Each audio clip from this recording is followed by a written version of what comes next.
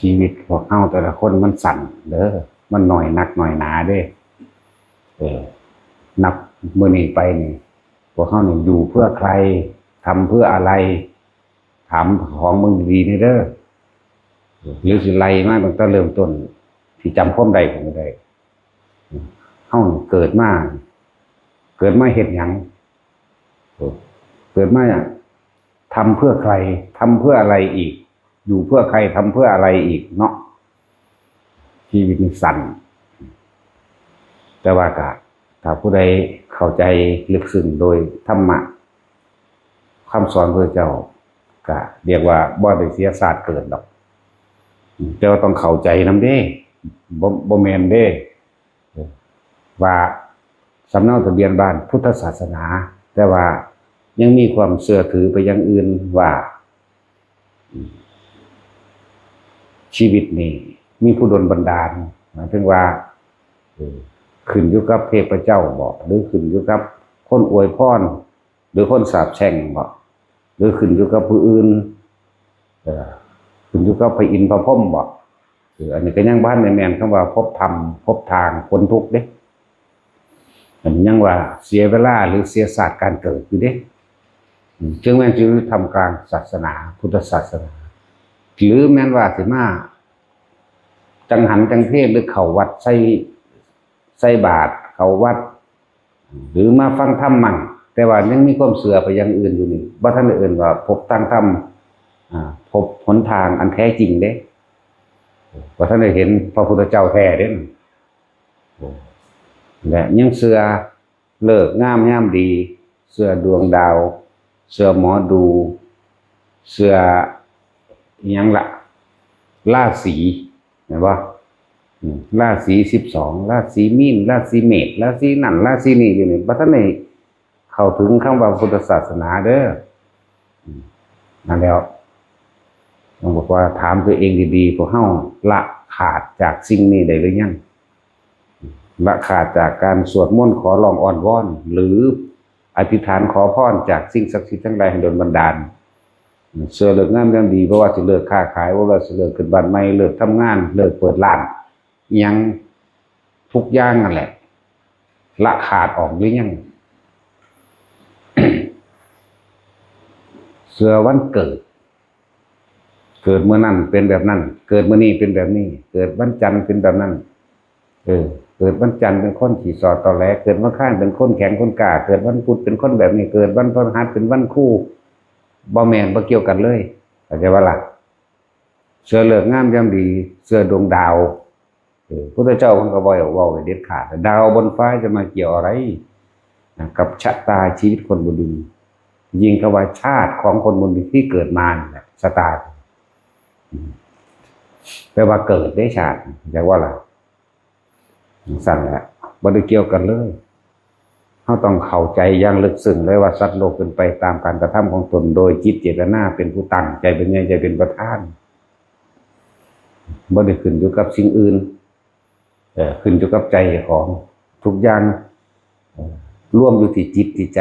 ร่วมอยู่ที่การคิดนึกของเฮานี่เอง คนเฮาบ่ได้จนเพราะว่ามีคนสาปแช่งบ่ได้รวยเพราะว่ามีคนให้พรดอกเข้าใจว่าล่ะบ่ได้ขึ้นอยู่กับสิ่งนี้จึงบอกว่าถ้าผู้ใดพบหนทางธรรมอันเป็นหนทางพ้นทุกข์แล้วรู้แม้นบ่ทันบรรลุก็สร้างแต่ก็ไม่ไกลจากบ่ไกลเด้แม้นบ่บรรลุก็สร้างถือเอาธรรมนี่เป็นยอดอยู่แล้วเป็นมงคลธรรมอยู่แล้วคือเอาความจริงนี่เป็นแนวทางในการดำเนินชีวิตคือเริ่มจากการคิดการพูดและการกระทำนี่ละความเสื่อต่างๆออกเหลือแต่ความจริงแม้นมันสิละว่าทันใดๆก็จะว่านี่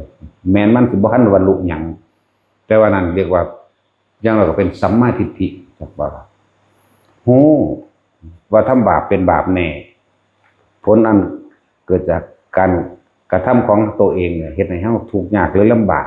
หรือเจ็บไข้ได้ป่วยหรืออายุสั้นพันตายมานี่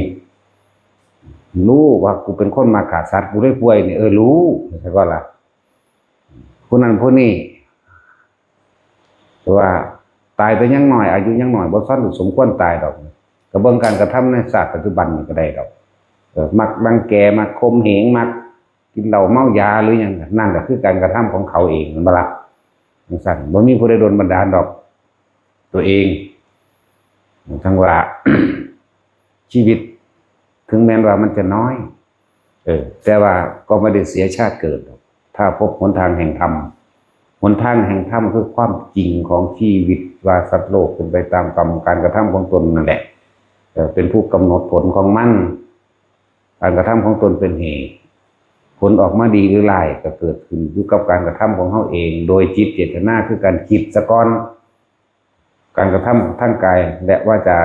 ถึงตามมาเมื่อภายหลังดอกนั้นและง่ายทุกคนเด้อเยเกกิพุทธังสนังคตาเสนนาเตขมิสันติอปายภูมิปหายมนุสังเทหังเทวกายังปริปุเรศสันตติบุคคลทั้งหลายเหล่าใดถือเอาแล้วถึงแล้วซึ่งพระพุทธพระธรรมพระสงฆ์เมื่อเขาแตกกายทำลายขันธ์บุคคลทั้งหลายเหล่านั้นย่อมเป็นผู้ห่างไกลจากอบายภูมิปหานะห่างไกลหรือตายขาดอย่าขาดจากอบายภูมิมีมนุษย์และเทวดาเป็นทางไปเท่านั้นอีกเด้คือบริษัทจำกัดนั่นแหละมีเทวดาและมนุษย์เป็นทางไปเท่านั้นเพราะเขาเชื่อตามความเป็นจริงอยู่แล้วเขาเห็นตามความเป็นจริงกระทำไปตามความจริงก็เชื่อตามความเป็นจริงคือว่าตัวของเหตุเองได้รับผลแบบนั้นบุคคลต้องมีแต่พลิกมาทางมุ่งมั่นในการฝึกหัดปฏิบัติตนเองบ่เร็วบ่ช้าเด้พอสัมมาทิฏฐิคือความเห็นถูกต้องตามความเป็นจริงเห็นความจริงเห็นตามความเป็นจริงได้แล้วมันเวลามันว่างจิตมันก็ว่างง่ายมันสิบ่มีการขอร้องอ้อนวอนอีหยังว่าให้ผู้นั้นผู้นี้มาดลบันดาลให้เจ้าของประสบความสำเร็จในมรรคผลนิพพานอยากบ่ล่ะอะไรอ่ะบ่เคยขอร้องว่าผู้ใดมาดลบันดาลให้เขาสมาธิได้ให้ได้ฌานให้ฮู้นั่นเห็นนี่ให้ละสัญโยชน์3 5 7 10ได้เด้มีแต่รู้ลึกเข้ามาในตัวของเองนี่เด้สั้นแล้ว แต่คนที่มีความตามความจริงเหมือนหญิงคนหนึ่งเป็นคนสื่ออะไรทำแล้วตายพระเจ้ายมบาลถามถ้าเจ้าเกิดมาเนี่ยเคยทำบุญบอกนี่คือความจริงอย่างไรจะทำได้จังไดเป็นคนถูกคนยากบางมือหาอยู่ให้กินบ่ได้ก็เป็นหลักหมักทั่วเขามั่งเป็นหลักหมักแตงเขามั่งคือเป็นหลักของเขาบายานบาปรู้อยู่ว่าบาปแต่ว่าดูความหิวก็แค่เอามากินอิ่มหลวงพ่อบ่ได้ไปขายกันจะเคยฆ่าสัตว์ว่ะฆ่าตลอดเลยอันใดที่กินได้เห็ดนี่ไหม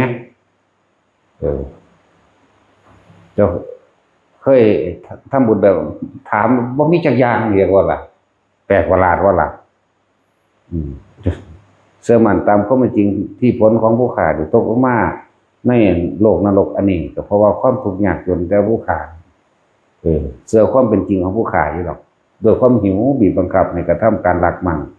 บางครั้งก็โกหกแต่ว่าท่านในผู้ใดถึงขันเลยว่าเสียชีวิตและทรัพย์สินอันยิ่งใหญ่จากว่าเสียก็เสียเล็กๆน้อยๆนะของอยู่ของกินเพียงแค่เลี้ยงปากเลี้ยงท้องเท่านั้นนะเอื้อนว่าเสือกรรมเสือผลของกรรมอยู่ดิอ้าวคนหนึ่งนี่มันตกนรกว่าใดเด้นะแปลกประหลาดว่าล่ะเขาเลื่อนให้ไปสวรรค์สันจากตุ่มทั้งสั้นเดียวอันนี้ก็เป็นเรื่องจริงเด้เขาอ่านในตำราก็จริงแต่เขานำพิสูจน์เอาหมาคนบรรทำบุญเดินไปสวรรค์ได้มันไปแบบใดนะไปโดยสัจจะไปโดยความจริงไปโดยเสื่อเรื่องของกรรมอาจารย์บ่ล่ะอ้าวนั่นนี่ก็มีแต่ว่าเราระลึกถึงพุทธธรรมสงฆ์อยู่เด้นี่มองจุดเด่นมันจะมียังเป็นที่พึ่งที่ระลึกบอกว่าท่านจบดอกอันเดินเขาสอบสวนเจ้าเสื้อว่าต้นไม้เป็นมงคลจะเอาต้นไม้บอกเป็นเครื่องป้องกันจะบอกจะเอา สัตว์เอาเสือเอาสร้างหรือเอาอันใดเป็นมงคลในสัตว์อยู่บ่เจ้าถือเอาภูเขานั่นภูเขานี่เจ้าถือเอานั่นอันนี้บ่มีคิดถึงแต่พุทธธรรมสงฆ์นี่ไหมจุดเด่นนั่นไหมเพราะแต่ว่าพุทธธรรมสงฆ์ท่านนั้นเราโอ้อยู่นรกบ่ได้แต่เราดอกสวรรค์ถ้าเข้าไปแน่นะแต่บ้านนี้มีดอกคือสวรรค์เด้อนายนิรบาลบอกนายนิรบาลถ้าไปทั้งนั้นไปทรงสุดนั่นแล้วเขาก็ไปเองดอกนายนิรบาลพวกเข้าใจในภาษาเขาว่ายมบาลมันยมราชมันเนาะนายยมสะแต่ที่ซื้อจริงๆมันนั่นแต่ว่าทั้งสั้นบาตามตำราแต่ว่านั่งได้ก็ได้ดอกที่พวกเข้าใจกันนั่นแหละอย่างเทวดาสัญจตุมสนึงคือจัดอยู่ในประเภทว่ายักษ์ได้เป็นผู้เบาพวกไอ้สาตายคือราติยักษ์เป็นผู้เบาอันเยเกกิพุทธังสรังคตาเสนี่ก็เลยไปในห้องมาเบิ่งในตำรามันก็อยู่ในมหาสมัยสูตรส่วนที่บอกเมื่อนี่นั่นตัวเป็นบอกในตำรามันก็เลยบุคคลผู้ใดนี่ถือเอาแล้วถึงแล้วซึ่งพระพุทธพระธรรมพระสงฆ์เมื่อแต่กายทำลายขันธ์ตายมันย่อมมีเทวดาและมนุษย์เป็นดังไปเท่านั้นห่างไกลแล้วตัดขาดแล้วจากอบายภูมินั่นแหละปหายะปหาแปลว่าประหารหรือฆ่าหรือทำลายนั่นแหละประหารก็ดีตัดขาดฆ่าล้างทำลายก็ว่าปหายะมานุสังมานุกับมนุษย์นั่นแหละเทหังก็คือเทวดานั่นแหละจะมีดังไปคือมนุษย์และเทวดาเท่านั้นอีกเท่านั้นพร้อมเด้สั้นแล้วอันนั้นบ่แม่นแค่ว่าเข้าไปจำมาแต่ในหนังสือเด้โตพวกเขาเองก็ว่าเองก็แล้วนะครับผู้ได้อยากจักกับภาวนามันก็หูเห็นของมันนั่นแหละสำหรับผู้เห็นเด้แต่ผู้บ่เห็นก็บ่เห็นนั่นแหละแต่ว่าอยากเห็นเถาะยากยุงน้ำข้นกับพ่อแห้งแล้วมันยุงน้ำผีอีกผีในภาษาเข้านี่เทวดาพ่มเขาก็เอิ้นผีเด้อผู้ใดตายก็ว่าผีไหมเนาะแต่ตาจุยตายก็ว่าอุ้ยอย่าไปทั้งนั้นผีตาจุยเฮี้ยนอะไรเด้นะผีตาจุยหลอกแต่ตาแล้วพระท่านตายแล้วก็เป็นตาญาณล่ะเนาะ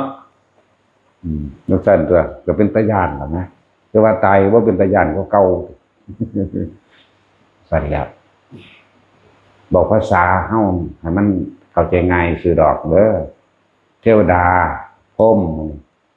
ถ้าเขาตายไปเป็นพ่มมันก็สิบ่ได้บ่ก็สิว่าถ้าเขาผีเดี๋ยวบอกเนาะ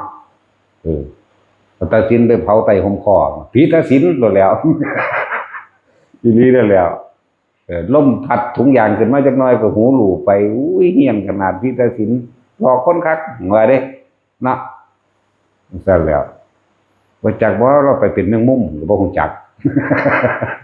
ตายก็ไปจุติเข้าสู่ไข่แมงมุมไปเกิดเป็นแมงมุมก็บ่รู้ล่ะเนาะอย่าลืมได้สมมุติว่ามันเป็นปากน้ำสางเด้อตาสินเจ้าเด้อเจ้าเห็นแต่มือกำปากมันไว้นึงเด้อันมือหน่อยๆนี่เด้หลังจากนี้ลงไปมันแซ่ได้นรกกูเด้อเห็นจังว่าเด้อแขนตอนๆอยู่ไหนเห็นแต่มือมือไผน่ะมือตาสินนอกนั้นก็ลงนรกอยู่เดี๋ยวนี้จังว่าล่ะธรรมดาบ่แต่พวกเข้าต้องทำความเข้าใจให้มันรู้แจ้งเห็นจริงตามความเป็นจริงจริงอย่างล่ะจริงว่าการกระทำทั้งหลายทั้งปวงเกิดจากจิตก่อนจิตเจตนาก่อนบ่ได้เกิดจากสิ่งศักดิ์สิทธิ์ดลบันดาลเด้อคำว่ากรรมที่สมบูรณ์แบบที่สุดก็คือจิตเจตนานั่นแหละใจนั่นแหละตัวนี้ ให้ทุกคนละออกหรือทำความเข้าใจจนว่าหมดความสงสัยในตนเองกูยังเสือผีสันปูตานั่นอยู่บอกกูยังเสือสันลักบ้านว่าเขาโดนบันดาลปกป้องคุ้มครองอยู่บอกกูยังเสือผีอยู่หันผีอยู่นี่อยู่บอกเท ผีฟ้าผีแถนผีหยังก็แล้วแต่ผีหมอลำเนาะ แต่แม่นี่ลินแหละเอาหมอลำมาลำก็เศร้าหัวเด้มันไม่ได้เกี่ยวกันไม่จะตอบให้ดอกหน้าจังสันวันนี้รถจักรยานลมไข่ชอนขวัญเสื้ออยู่บอกแต่จังสั้นแล้วให้ทำความรู้แกงจนว่ามันหายสงสัยว่ามันเป็นไปบ่ได้มันบ่มี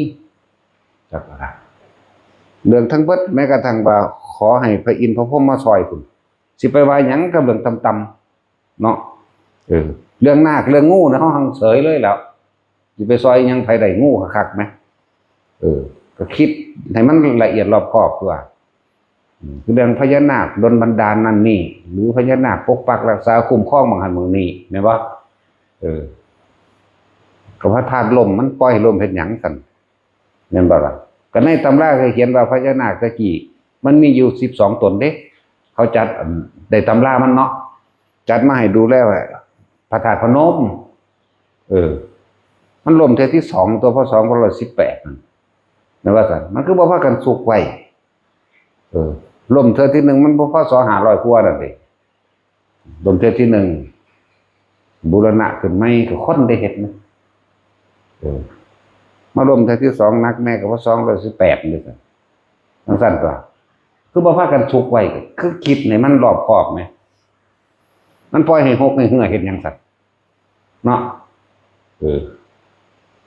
สมัยหลวงปู่มั่นหลวงปู่เสาไป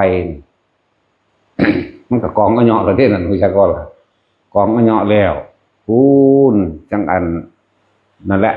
จังมีแสงมันร้อยข้ามโขงไปร้อยข้ามโขงมาซื่อๆดอกเพิ่นจังว่าพิจารณาของเพิ่นเองจังฮู้อ๋ออันนี้คือพระธาตุเนี่ยจังซั่นตัว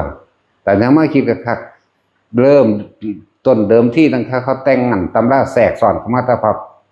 พระมหากัสสปะพระมหากัสสปะพระอานนท์พระกัจจยนะมื้อนี้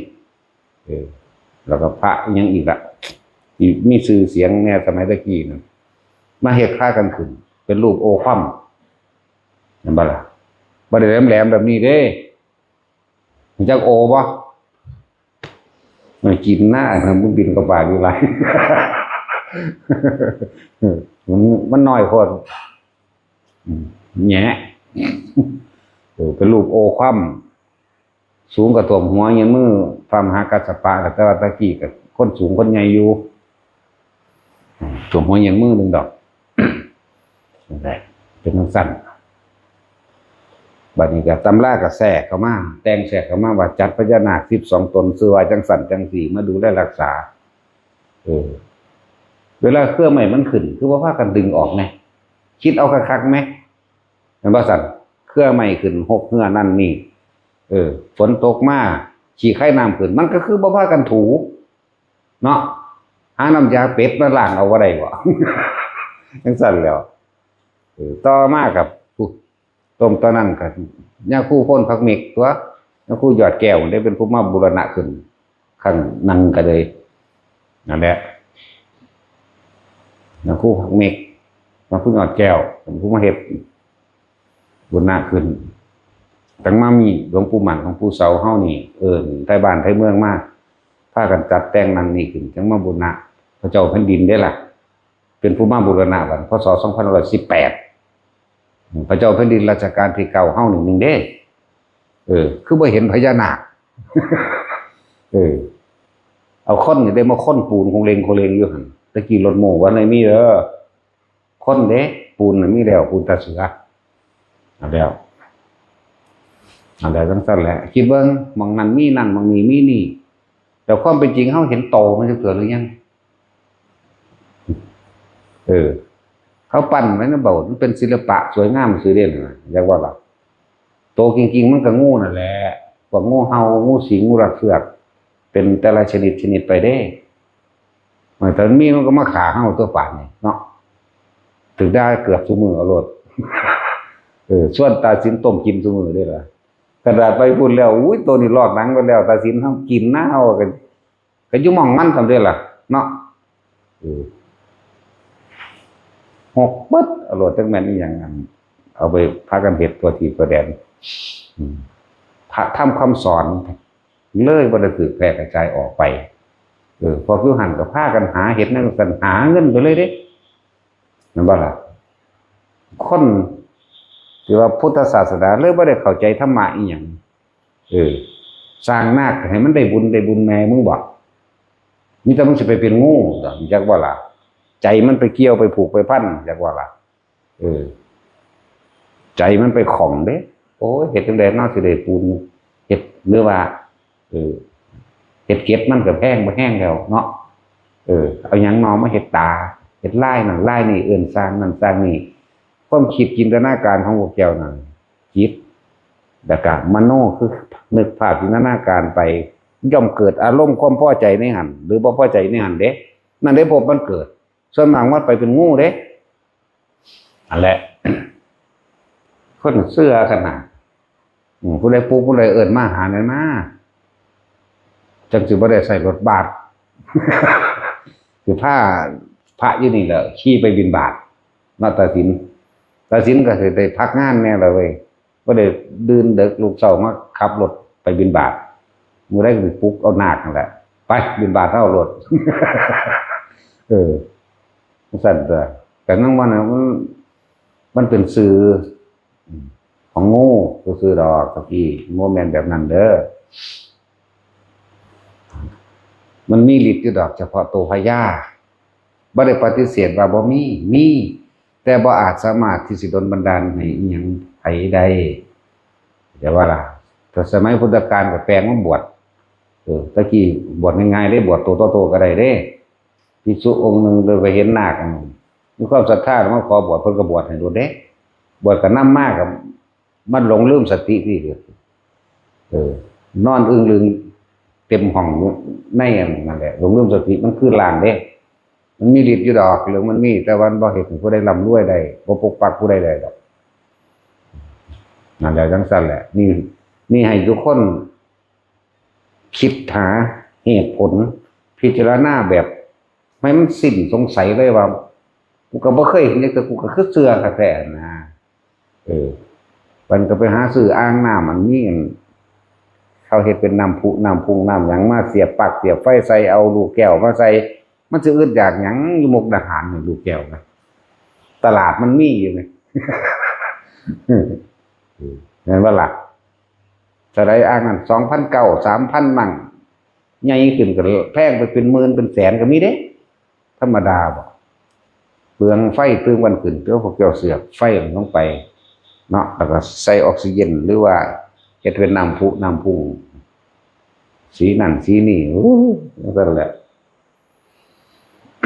นั่นแหละถามตัวเองว่าตัวเองละความเชื่อถือทั้งหลายแล้วนี่ออกได้หรือยังเทวดาอินทร์พรหมทั้งหลายดลบันดาลนั้นนี่ให้ได้อยู่บ่ครับพวกเฮาเคยทำบุญทำทานยังใส่คำสื่อว่าบุญทานมาแล้วขอนั่นขอนี่ได้อยู่บ่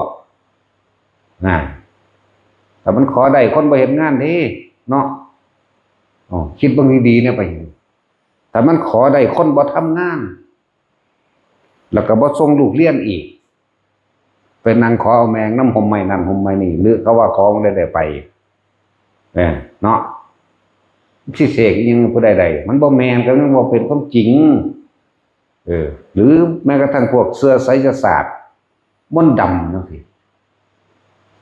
ถ้ามันเป็นยิงแก้วก็บ่สั่งนิวเคลียร์มาฆ่ากันเด้แต่เขาก็บ่จ้างทหารอีกผู้อีกจ้างแต่หมอไสยศาสตร์เอาผู้เดียวโลดเนาะอยู่ไสก็มีได้บัดจริงๆมันมีอยู่ทั่วโลกเลยแนวปิดบังความเป็นจริงของคนไว้เนาะพูดกูรู้อย่างแนวอยู่ต่างประเทศก็มีคือกันเด้เขาคือบ่จ้างพวกนั้นเนาะเป็นฆ่าคนแม่นบ่ล่ะมันสั่นตัวนี่อยู่ซัวทุกมุมโลกแหละพวกเอธิโอเปียพวกนั้นเนาะหมุนดุนอยู่นั่นน่ะเบิ่งแล้วคนมันบ่แม่นล่ะเขาบ่สร้างเครื่องบินดอกเขาบ่จ้างทหารกูสิจ้างแมงหมอไสยศาสตร์นั่นแหละแล้วเสื้ออยู่บ่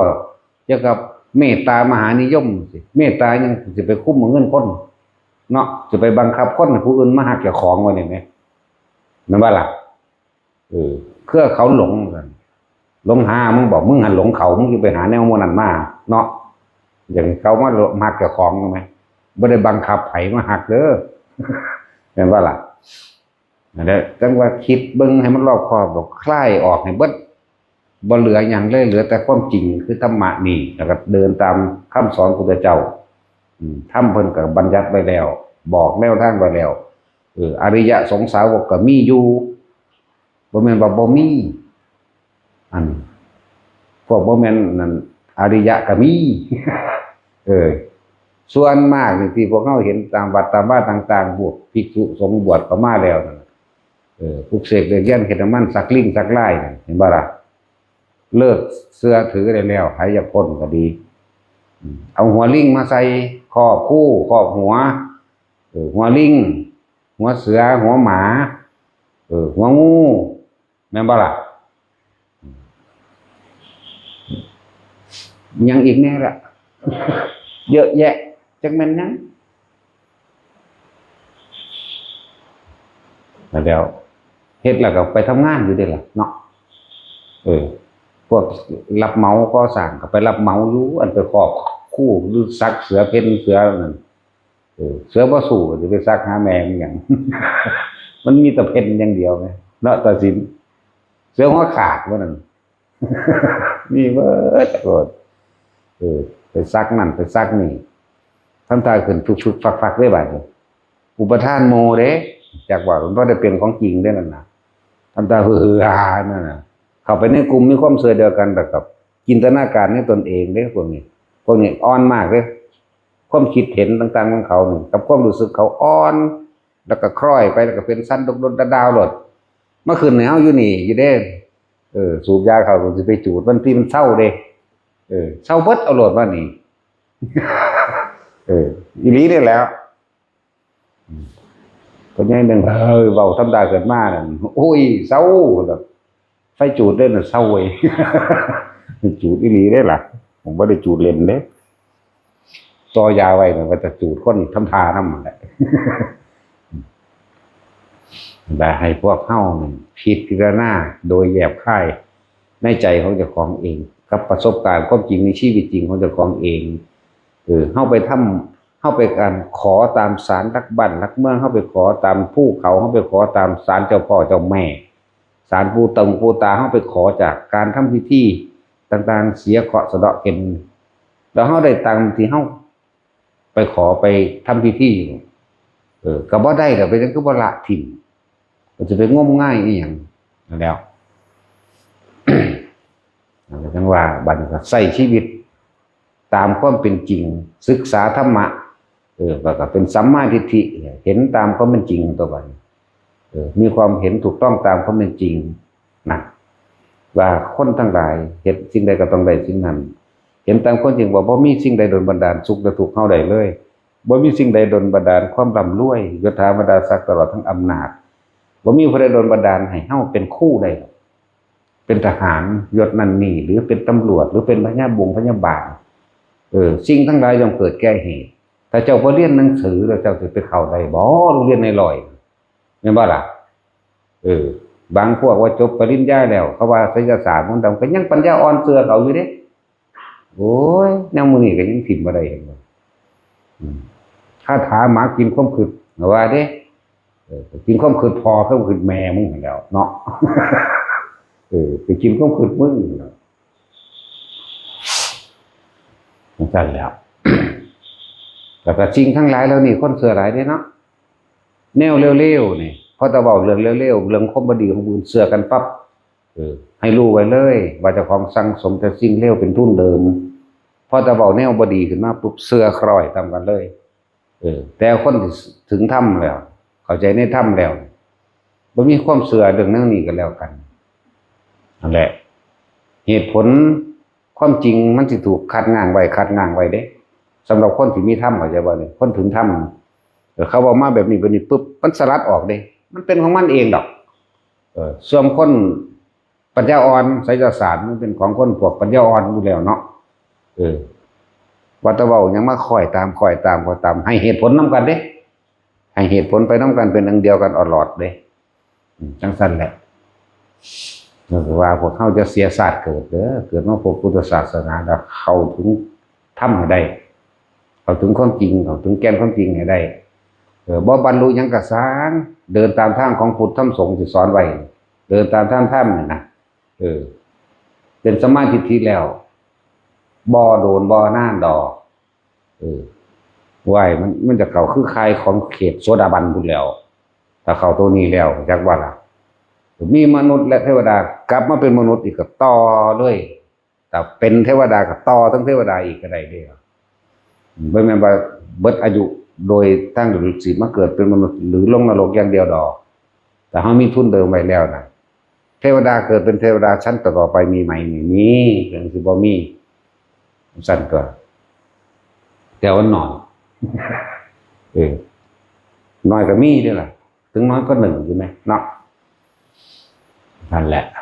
ทำความเห็นของเจ้าของแต่ละคนเลิกออกจากความเชื่อกับความจริงมันคนละอย่างเด้หาความจริงมาเบิ่งดูคือเว้าเรื่องพญานาคบ่ทันได้เห็นโตมันจักเทื่ออยู่เนาะเห็นแต่งูหลายโพดดอกอยู่หลายมันขาดพุทธเฮาก็ดีจักเป็นหยังจึงมักกูแท้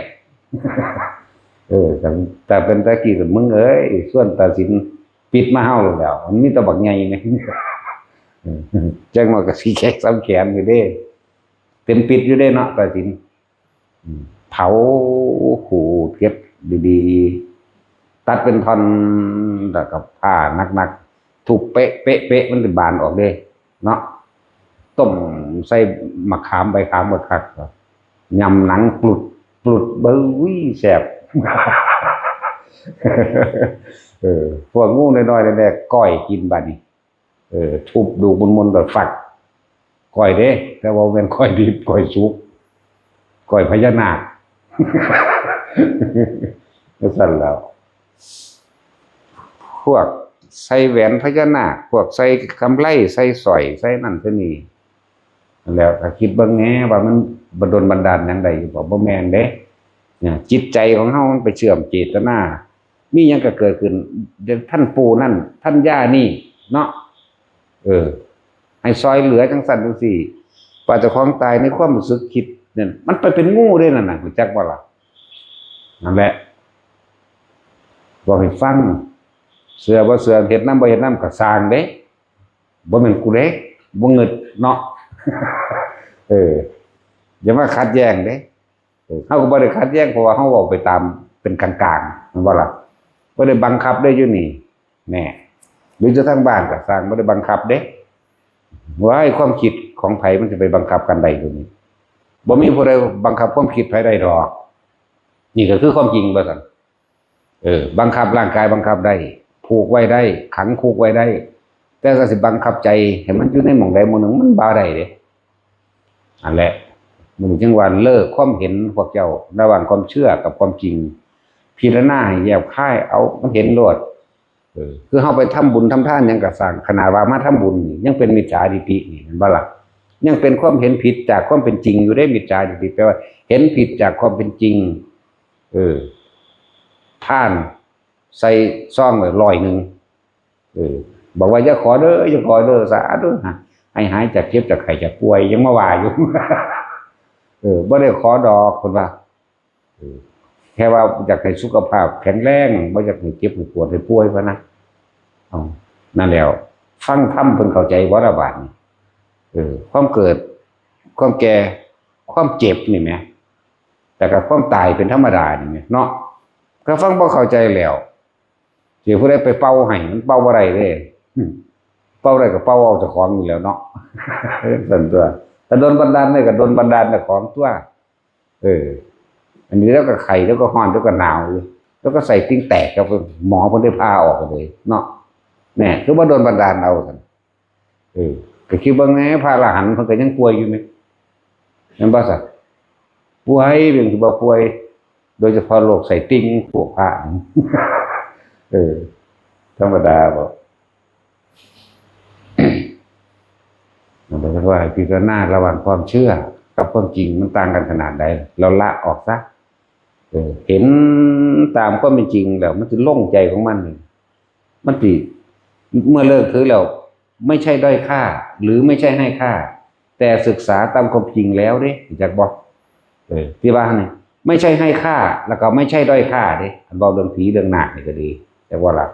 แต่ศึกษาตามความเป็นจริงแล้วไม่เป็นความจริงตามความเชื่อความจริงคือมีเหตุมีปัจจัยที่เป็นไปต่างหากใช่ป่ะล่ะบ่ได้ขึ้นอยู่กับว่าผีสางนางไม้เทวดาอินพรหมมาดลบันดาลเด้และถ้าเฮาเข้าใจวิธีการทำบุญโดยบ่หวังสิ่งตอบแทนแล้วแม้นไม่ไปเรียกร้องขอร้องอ้อนวอนเขามาช่วยเขาก็มาเองมาว่าความจริงมาแต่ว่าบ่แม่นมาจากการขอมาโดยอำนาจบุญของเฮาเองบุญญาฤทธิ์บุญคือความสงบของเฮาเองเฮาทำทานเมื่อไหร่ก็บ่ได้หวังผลในทานบ่มีจิตผูกพันในผลในทานแต่การทำทานการกุศลทุกครั้งมีการอุทิศผลทานบุญกุศลกรรมดีจักบ่ล่ะอุทิศแต่บ่ขอนี่สิเป็นตัณหาหลั่งไว้มันสิบ่ไปเด้แค่ว่าพวกเจ้าทำสิ่งหนึ่งเพื่อแลกสิ่งหนึ่งนั่นเองแล้วทำทานเพิ่มทุกข์ทำบุญเพิ่มบาปท่านเพิ่มทุกข์เพราะว่ามันอยากได้ใส่คำว่าซื้อว่าบุญแต่ว่าเพิ่มบาปเราร้อนและกังวลว่าอยากได้นั่นนี่เป็นนั่นนี่เห็นบ่ล่ะแล้วความหมายของคำว่าทำทานเพิ่มทุกข์ทำบุญเพิ่มบาปมันอยู่ในทำการศาสนา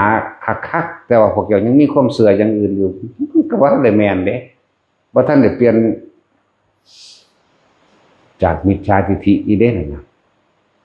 ยิ่งไปพ่อพวกอันภิกษุนักบวชไปทำพิธีสะเดาะเคราะห์สะเดาะกรรมล้างกรรมแก้กรรมอีหยังจะไปแก้อะไรบ่นึกว่าล่ะแก้บ่ได้ และมันอยากล้างตัวเองเด้อไปก็ดีนำไปสกิดเอาตัวคือนำเรื่องของเจ้าของเด้บ่แม่นมาวิจัยวิจารณ์ตัดสินเฮาว่าเฮาเว้าผิดหรือถูกเด้คือเอาประสบการณ์จริงในชีวิตจริงของเจ้าของที่ผ่านมาแล้วก็ระลึกนึกถึงกับสิ่งที่เพิ่นแสดงให้ฟังอยู่เดี๋ยวนี้ว่ากูก็ขออีหลีแต่ว่ากูได้หรือบ่ได้เอาจะมาแย่งได้คือบ่ได้สั่นคือได้อยู่สั่นมันบ่แม่นดอกคือจังขอเลขก็ถูกเลขนะอันตอนบ่ถูกสู้คือก็มากบเพื่อนกันมึงได้เป็นหยังเนาะแม่นบ่ล่ะซื้อเบิดไปล้าน500,000ถูก5 บาท350 บาทมึงสู้ๆคือได้อยู่สั่นอย่ามาถูกอย่ามาการแย่งเลยนะคือแย่งกับตนเองตัวแย่งในการกระทำแย่งในความคิดของเจ้าของเองเรียกว่าทุกคนนั่นแหละนำมาพิจารณาตัวเองเด้นั่นแหละถ้าศึกษาตามความจริงเลยแล้วไม่ใช่ให้ค่าแล้วก็ไม่ใช่ด้อยค่าแต่พูดตามความเป็นจริงเด้อเรื่องผีสางนางไม้เทวดาพญางูต่างๆก็ดีเรื่องพญาคงพญาขุดมันขุดกับนกนั่นแหละมันเป็นคนบินดอกเรียกว่าอะไรนกขุมลาบแซ่บเนาะแต่สินเฮาลาบกินแมงเลยเด้แต่มันมีดีบ้ามันขี้ได้ผู้เดียวเนาะขี้ตะเฮาบ่คือนาคสนางก็ขี้ได้หลายองค์เด้นี่มึงเฮ็ดใหญ่ๆยาวๆเด้อกูสิพากับพระกูว่าเลยไปเฮาอันนี้ขาบกรึบขึ้นกับตะบาดโบราณเฮาก็สิสนเข้าใส่ดังมันเด้ซะเนาะสนเข้าใส่ดังตีไปเฮ้ยๆไปละบัดอีหลีได้แล้วเราเบิ่งแม่มาแม่เพราะว่ามันก็โดนคักแล้วได้แล้วบ่เห็นเถื่อจะรับน้ำคงแล้วสิเห็นสนามหมุนวิวหน้าหลวดโอ้ยโผล่ขึ้นมาจังเถื่อเนี่ยเนาะบ่มีแต่พอลิบๆแลบๆอุบอิบไปสู่ปลาซิ่วก็บ่ได้ว่าล่ะปลาซิ่วยังพอเห็นโตนะตึกสะดุกได้ยังมาหมกอยู่เด้จังซั่นเด้อเลิกความเห็นอันเป็นความเชื่อแต่ให้พิจารณาตามความเป็นจริงทุกคนสิพ้นได้ง่ายๆแต่เฮามีเฉพาะพุทธธรรมสงฆ์อย่างเดียวนี่อยากบ่ล่ะตั้งธรรมคือความจริงกับมาพิจารณากับประสบการณ์จริงในชีวิตจริงธรรมแปลว่าความจริงในชีวิตเจ้าของเองเนี่ยระหว่างความจริงกับความเชื่อพิจารณาจนว่าแยกออกได้แล้วก็เดินตามคำสอนของพระพุทธเจ้าธรรมอันใดที่เพิ่นสั่งสอนแสดงไว้แล้วบัญญัติไว้แล้ว ก็เฮ็ดไปตามนั้นสงฆ์ก็คือเจ้าของนั่นล่ะบาดนี้จักว่าเราสงเคราะห์ตัวเองก็แล้วคืออยากให้ทุกคนนำมาพิจารณาตัวเองเด้ออันนี้พิจารณาจนว่าเห็นตามความเป็นจริงได้แล้วว่าบ่แม่นความเสื่อมกับความจริงคนละอย่างไม่ใช่ให้ค่าอย่างนักคนท่านกุมพันกับสั่งไม่ใช่ให้ค่าหรือด้อยค่าแต่พูดตามความเป็นจริงก็คือจริงกับจริงของเฮานั่นแหละผู้อื่นก็อาจจะเชื่ออยู่เชื่อกับเชื่อตัวทางแล้วบ่แม่นเฮาไหมเนาะนั่นแล้วตัวไผตัวมันอยู่แล้วแนวหมู่นี้นั่นแหละอันนี้สิว่าหยังพวกคนมาเห็นนั่นคนมาวัดดูๆไปนรกก็สิอึดอยากเนาะเห็นหยังก็โลกโยอยากเอามันว่าแบบจิตใจโลภปึ้งขึ้นเห็นหยังกันสิไปว่าหยังก็พวกนอกเนาะพวกทั้งนอกพวกบ่พวก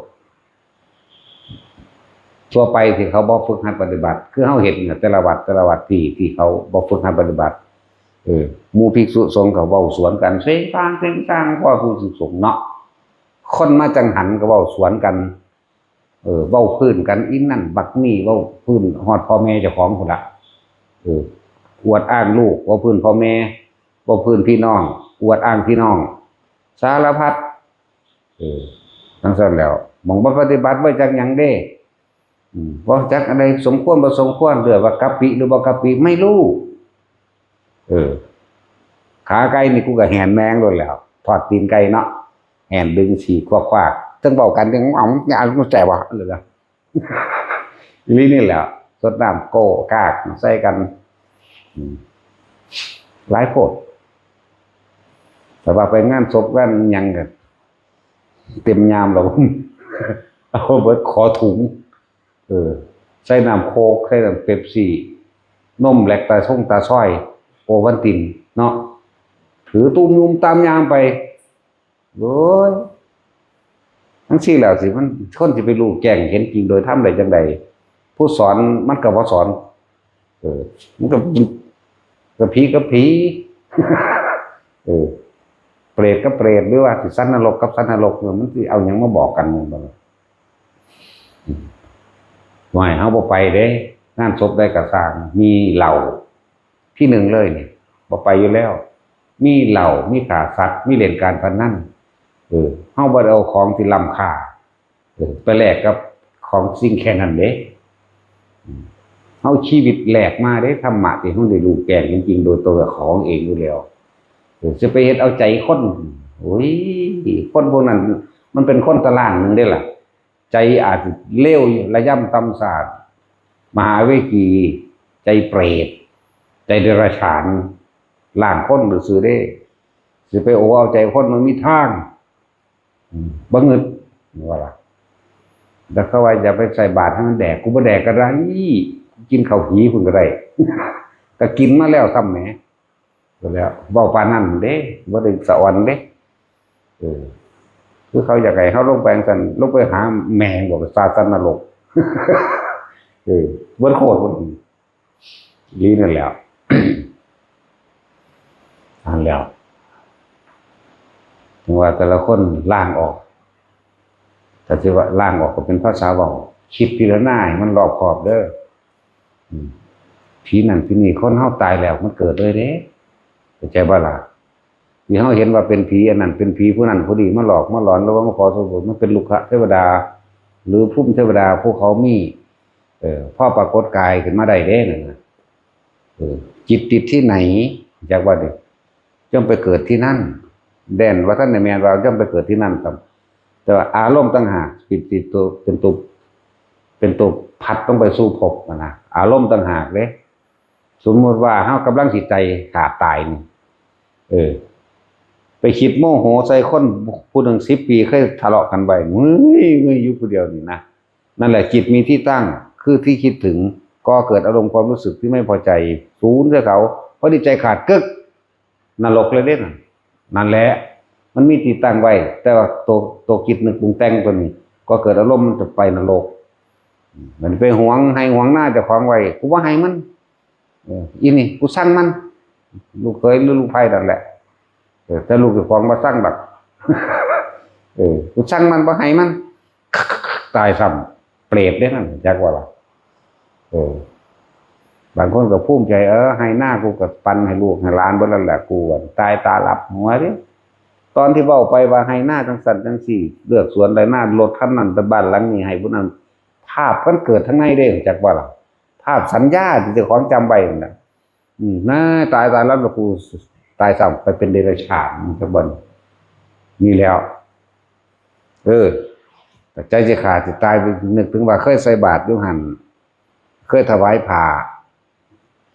เคยเฮ็ดสร้างกุฏิอยู่นั่นอยู่นี่สร้างถนนหนทางหลวงก็เพิ่นอยู่นะนี่ภาพมันเกิดนำเด้นี่คือกันนั่นบ่ล่ะ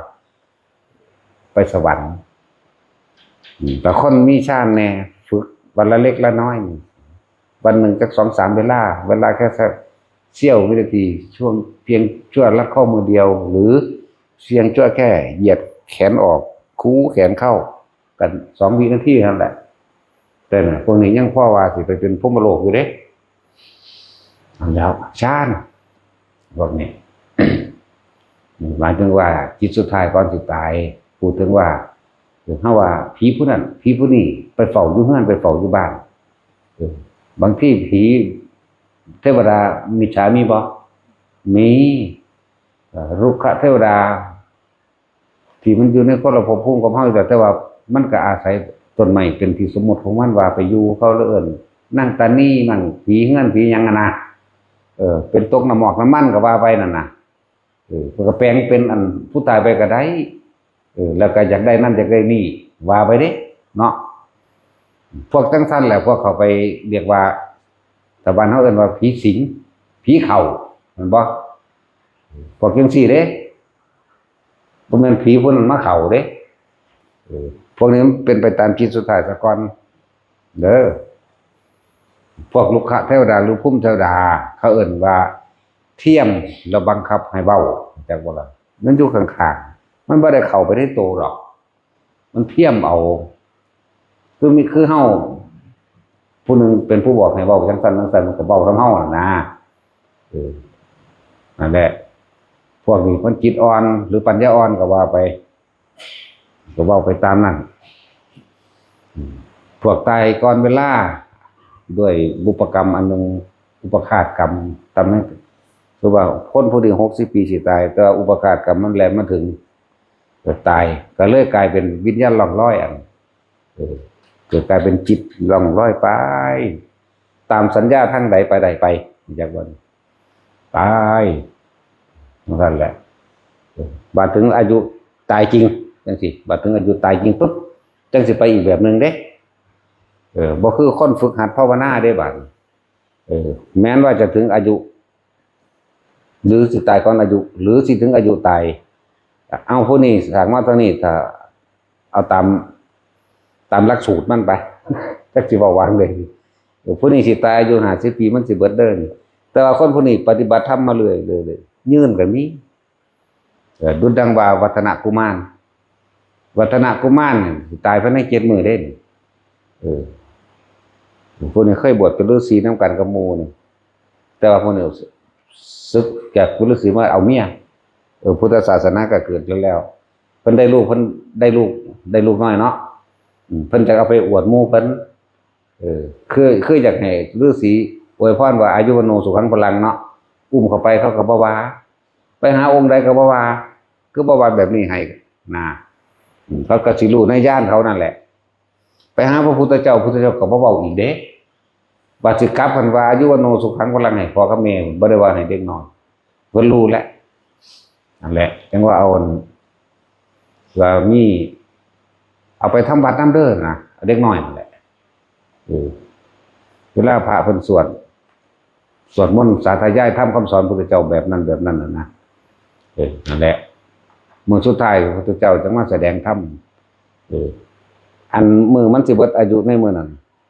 อันเป็นอุปฆาตกรรมคือยักษ์ซีนี่สิมาเอามันบ่ล่ะมันเข้ามาในวงล้อมหมู่ภิกษุสงฆ์บ่ได้เอาบ่ได้ก็เลยอายุยืนเลยเป็น120 ปีบัดสิขึ้นเมื่อพระพุทธเจ้าจึงบอกว่าอายุวันโนสุขังพลัง7 ปีก็บวช บวชแล้วก็บรรลุธรรมมีอายุยืนถึง120 ปีพุ่นน่ะวัฒนกุมารจังซั่นแหละคือเขาปฏิบัติธรรมเหมือนบัดนี้สามเณรลูกศิษย์ภาษาลิบุตรอีกองค์หนึ่งเนาะวันนี้เจ้าสิตายเด้นี่7 มื้อนี่นะตายกูบ่ย้านแล้ว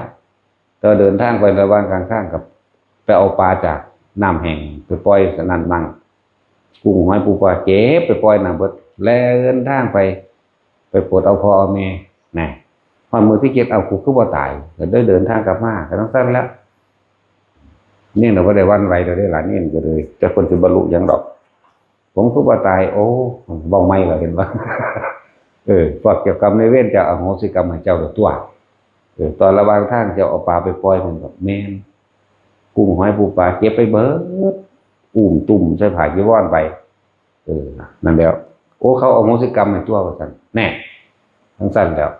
ในการทำนายจริงๆเราบ่อยากทำนายขนาดภาษาลิบุตรถึงพระไม่ผิดเนาะ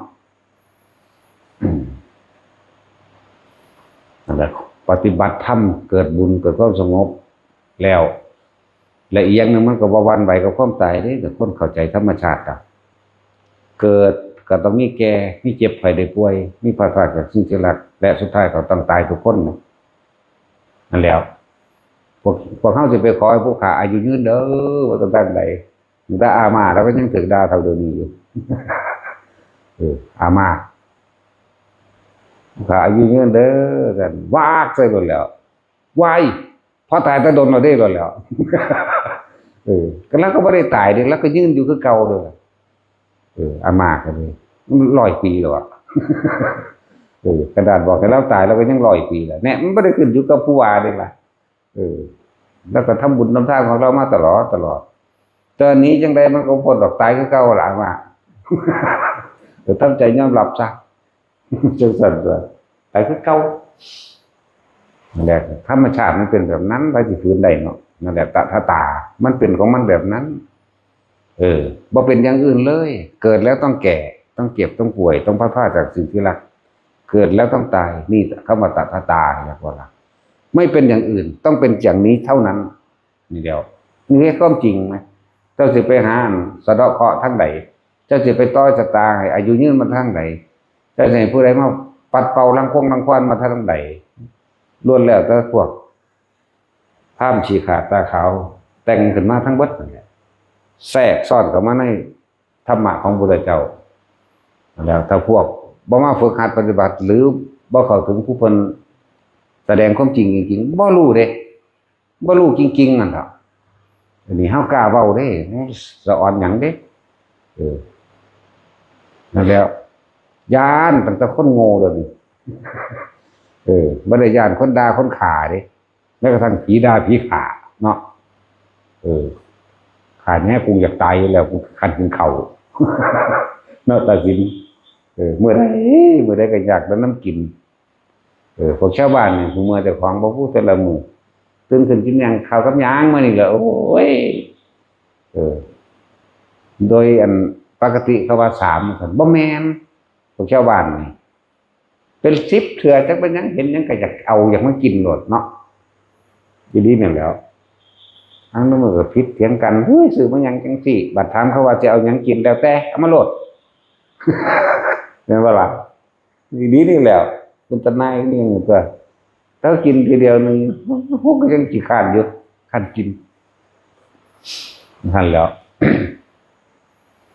ทีหน้าเบิ่งคักๆเด้อบ่มีสิ่งใดดลบันดาลหยังผู้ใดถูกใดรวยใดตัวเองทำเองล้วนๆฉะนั้นพยายามสั่งสมเอาไว้การสั่งสมบุญอันเกิดจากการในท่านก็จะหวังผลจะขอแต่เรื่องศีลการรักษาศีลทุกคนสิลำบากใจโอ้เขาวัดพันใดดอกข่อยยากอันนั้นนี่ปล่อยว่างบ่ทันใดดอกข่อยยังอันนั้นนี่อยู่ถ้ามาฟังดีๆแล้วเรามาฝึกหัดเอาแล้วสิเข้าใจดอกศีลเฮาเอาตัวบริสุทธิ์มันเลยเฮาบ่จำเป็นต้องไปเจตนารักษาดอกเพราะว่าหยังมันเฮ็ดยากสำหรับผู้ยังขายังหลักอยู่นั่นน่ะแล้วก็บ่หลากหลายดอกหลักบางคงป้อนนั่นแหละม่วงกระดันมันนั่นแหละอันเดียวกับหลักมะขามตะไคร้หัวจิ้งไข่ข่าขิง ก็คือบ่หลากหลายดอกเอาพอได้กินสั่นละถ้าเข้าใจดีแล้วในขณะใดที่เขามาฝึกทรงชาติเจริญชาติ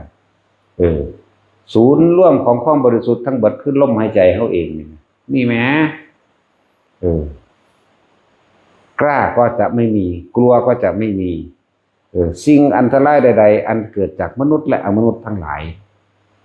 แม้กรรมเก่าเขาไม่อาจสามารถที่จะให้ผลได้ในขณะนั้นนี่ไหมอาจารย์วัน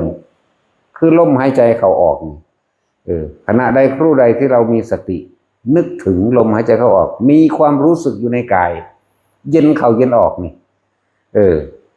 ผู้ฝึกขั้นต้นแรกกับหูจักแล้วว่าเย็นเข้าเย็นออกนี่ผู้ไปขั้นสองแล้วก็รู้สึกว่าอยู่ในฐานที่ตั้งแห่งจิตคือเอาอาการปิติมาร่วมไว้ณจุดใดจุดหนึ่งฐานที่ตั้งแห่งจิตที่เขาเอามาตั้งไว้ตรงระหว่างกลางคิ้วหรือหน้าผากเขาเองนี่แหละฐานที่ตั้งจิตเพื่อให้จิตตั้งมั่นว่าสมาธิจิตตั้งมั่นต้องมีฐานที่ตั้งเด้แล้วว่านิ่มๆน่วงๆอยู่ได้นี่แหละแค่นี้ศีลบริสุทธิ์อาจารย์ว่านี่เอานี่ใน24ชั่วโมงเนี่ยมึงบริสุทธิ์จาก21ชั่วโมงกว่าแต่ว่าบริสุทธิ์อยู่มือเดียวอยู่ใน5 นาทีก็ได้1 นาทีก็ดีถ้าเฮาบ่มาฝึกสะสมไปย่ำใดมันสิไปปล่อยว่างได้โดนนี่ว่าล่ะและอีกอย่างหนึ่งมันก็บ่แม่นว่าตอนเฮานอนหลับเฮาก็บ่ไปฆ่าไผดอกแต่ว่ามาเอาตัวที่มันมีสตินี่เข้าใจบ่ล่ะทั้งมีสติรู้สึกตัวดีแล้วก็ศีลเป็นโดยบ่ได้ตั้งใจกับตอนนั้นหลับองค์แห่งการกระทำผิดศีลนี่ผิดศีล5นี่ที่จะขาดหรือทำให้การผิดศีลบริบูรณ์แล้วนี่ทุกว่าเพื่อนขอฆ่าสัตว์นี่มันบอกรู้ว่าสัตว์นั้นมีชีวิตอยู่จิตเจตนาตัวเองตั้งใจนี่พยายามฆ่าแล้วก็ฆ่าให้ตายแล้วก็มั่นใจว่าตายพี่ได้เป็นยังแมนจากบ่อนมั่นใจว่าตายไปได้มันจังผิดจากบ่หลักยังสั้นตัวอันคายุคากินก็เฮ็ดไปเถอะมันเป็นเรื่องสังสารวัฏกรรมบางอย่างเขาก็บ่อาจสามารถแยกแยะมันได้หรอกเฮ็ดไปสักก่อนแต่ว่าที่สิแก้ได้คือมันอยู่กับลมหายใจจากว่าสอนซุมื้ออ่านเรื่องทรงฌานเจริญฌานบอกซุมื้อหมู่ม่านทั้งหลายบ่อาจสามารถทำอันตรายเราได้เด้จากว่า1อยู่ในจุดอุณาโลมนี่เป็นทรงฌานหรือบางคนก็อยู่กับลมหายใจม่วนๆอยู่ในนี่นึงเด้บางคนก็เป็นขีดได้เด้บ่แม่นขีดแบบช็อกขีดบ่แม่นขีดแบบนั้นเด้เป็นความรู้สึกสิเป็นวนอยู่ในระหว่างหน้าผากนี่กับลมหายใจนะรู้สึกว่าเย็นกับไปในกระดูกอ่อนดังเฮานี่นะขึ้นมานี่แหละมันก็ร่วมกันเป็นหนึ่งแล้วนี่ในขณะนั้นศีลบริสุทธิ์แล้วในขณะนั้นเรียกว่าจิตตั้งมั่นแล้วในขณะนั้นเป็นฌานที่1หรือที่2ไปแล้วเข้าใจป่ะนี่ในขณะนั้นนะแม้นว่า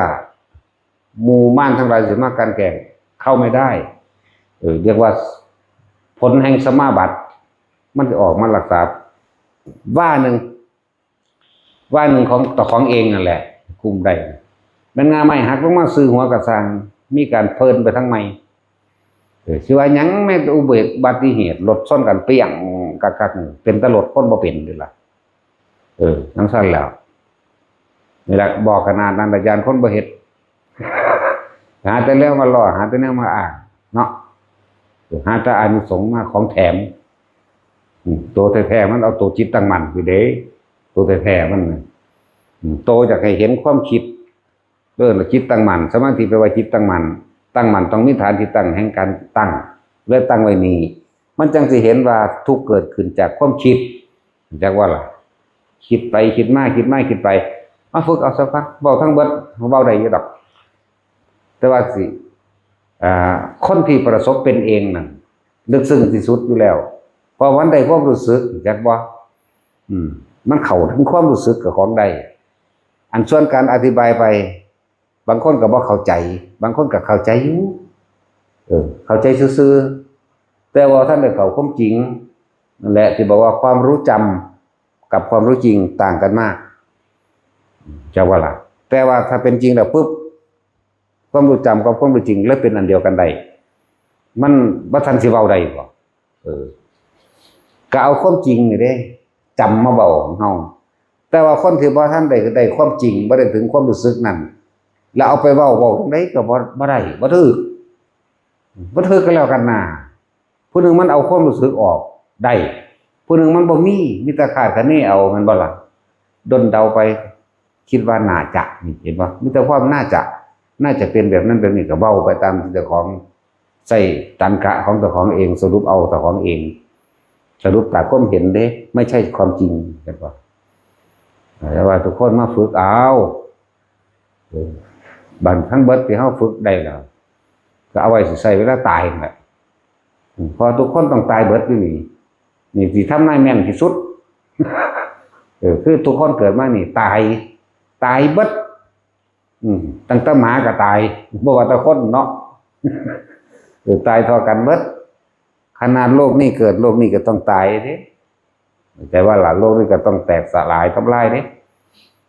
พูนในอีกหลายแสนปีพุ่นล่ะมันก็ยืนกว่ากันดวงอาทิตย์เกิดขึ้น7ดวงพุ่นมันใหม่บึบเด้มันบ่ได้แตกตูมเด้มันใหม่บึบแล้วมันเหี่ยวลงเหลือน้อยๆแล้วเป็นก้อนแข็งๆโคโลก้อนเดียวนั่นคือเก่าได้บัดนี้สัตว์เดรัจฉานบ่มีพวกตกนรกตกไปเลยเปรตไปเลยอยากบ่ล่ะได้กำไรไปเลยกำไรนรกพวกเป็นเทวดาได้กำไรทั้งเทวดาได้เป็นเทวดาไปเลยนั่นเลยเอิ้นว่ากำไรจะพลาดก็แล้วกันนาอีกล้านกว่าปียังได้ภาษีสิมาระยะไปอีกแสนกว่าปีบัดนี้จากภาษีก่อนล้านกว่าปีแสนกว่าปีโลกเทคโนโลยีของคนมันขากันเด้ต้นไม้ก็แห้งนั่นนี่พวกอยู่ในดินคิดว่าสิรอดถ้าได้บุพวกไปเฮ็ดบ้านเมืองอยู่ในดินนั่นน่ะสิไปอยู่ดาวอื่นบ่มีทางก็แล้วกันนาสั้นแล้วแต่อยู่นี่ก็พรไปแห้งแบบสิอยู่หม้องอื่นไปได้ของก็ใช้ทรัพยากรในโลกอันนี้รวมกันนี่เด้นั่นแหละดวงอาทิตย์ขึ้น1ขึ้น2ขึ้น3ขึ้น4ขึ้น5ขึ้น6ขึ้น7